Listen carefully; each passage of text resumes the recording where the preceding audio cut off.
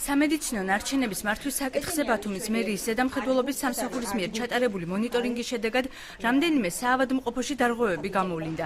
სამსახურის უფროსის ნუგზარ ცეცხლაძის განმარტებით შემოწმების შედეგად მარკირების პროცედურების დარღვევა და ნარჩენების დროებით შესანახი ოთახების არასრულად მოწყობა დაფიქსირდა. ჩვენ შემოწმებული გვაქვს სამედიცინო დაწესებულებების უმეტესობა. ძირითადად ეს შეეხებოდა მარკირებას, იმიტომ რომ ყველა განყოფილებაში, სადაც ხდება სამედიცინო ნარჩენების შეგროვება, ყველა განყოფილებაში არის შესაბამისი პასუხისმგებელი პირი და უნდა იყოს მითითებული, რომ რომელი პასუხისმგებელი პირის მიერ მოხდა სამედიცინო ნარჩენების შეგროვება. ვალდებულებების მიუხედავად ბათუმის ონკოლოგიურ საავადმყოფოში დღეისათვის სამედიცინო ნარჩენებს ობიექტის ეზოში განლაგებულ კონტეინერებში ათავსებენ.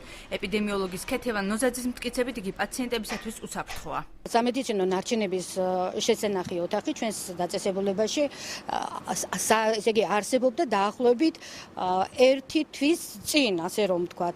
აი ამჟამად სამშენებლობასთან დაკავშირებით მოხდა იმ ადგილის ნგრევა და გათვალისწინებულია უკვე ადგილი, სადაც აიგება, გაკეთდება კაპიტალური მის რა ქვია სათავსო. ამ ეტაპზე არა გაქვთ აღნიშნული ახლა ამ ეტაპზე ამ წუთში აგერ გვიდგას აქ. სამედიცინო დაწესებულებებში შეგროვებული ნარჩენები ყოველდღიურად ადლის ტერიტორიაზე ქალაქის მთავარ ნაგავსაყრელზე არსებულ საამქროში იგზავნება, სადაც მისი გაუვნებელყოფა არა უგვიანეს 2 დღის განმავლობაში ხდება. თამაზ დოლიძის თქმით, ნარჩენებს ეგრეთ წოდებულ ინსინირატორში ყრიან და 1200 გრადუს ტემპერატურაზე იწვება.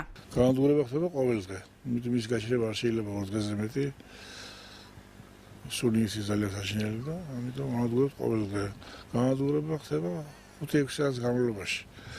ყველაფერმა ჩაიწვა ჩაიფერლოს, ტემპერატურა 1000-1200 გრადუსია. მოქალაქეების მიერ მოხმარებული სამედიცინო დანიშნულების ნივთები სანდასუფთავების სამსახურის ბრიგადას ნაგავსაყრელზე მიაქვს, სადაც შინაური პირუტყვი იკვებება. ქალაქის მერიაში აცხადებენ, რომ უწყება სამომავლოდ თანამედროვე სტანდარტების ნაგავსაყრელის მშენებლობას გეგმავს, სადაც სამედიცინო ნარჩენები ცალკე განადგურდება. ჩვენ გამიზნული გვაქვს სამომავლოდ, რომ ახალი პოლიგონი და ეს უკვე დაგეგმილია, ახალი პოლიგონი გაშენდეს თანამედროვე სტანდარტებით, იმ სტანდარტებით, რომელიც უკვე ითვალისწინებს დაცვას ნაგავსაყრელის, ითვალისწინებს ინფექციის გავრცელების შეზღუდვას და ასე შემდეგ.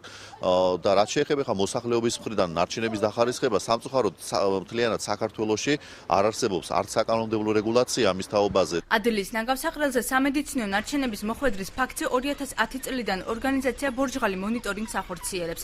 ორგანიზაციაში აცხადებენ, რომ ტერიტორიაზე დღის განმავლობაში ათეულობით პირუტყვს და მოქალაქეებს სამედიცინო ნარჩენებთან შეხება უწევთ. დავით ბაგრატიონის თქმით, იქ მომუშავე ადამიანები და შინაური ცხოველები ეპიდემიის მატარებლები არიან. ნებისმიერ ადამიანი, როდესაც სამედიცინო ნარჩენს აგდებს ურნაში, არანაირი გადახარისხება არ ხდება ადლის ნაგავსაყრელთან, ამის თქმა უნდა იქ არის დასაქმებული, თვითნებურად დასაქმებული ადამიანები, რომლებიც საქმიანობენ ნაგავსაყრელზე, ახარისხებენ სხვადასხვა ნარჩენებს. ამ ადამიანებს არანაირი სამედიცინო გამოკვლევა წლების განმავლობაში არ ჩატარებია და დღემდე არ უტარდებათ. ამიტომ ეს ადამიანები ეპიდემიის გავრცელების, რა თქმა უნდა, უკიდურეს კერას წარმოადგენს. როდის მოეწყობა ბათუმში თანამედროვე სტანდარტებით აღჭურვილი ნაგავსაყრელი უცნობია, თუმცა ფაქტია, რომ მუნიციპალიტეტი აღნიშნულ საკითხზე უკვე წლებია მუშაობს.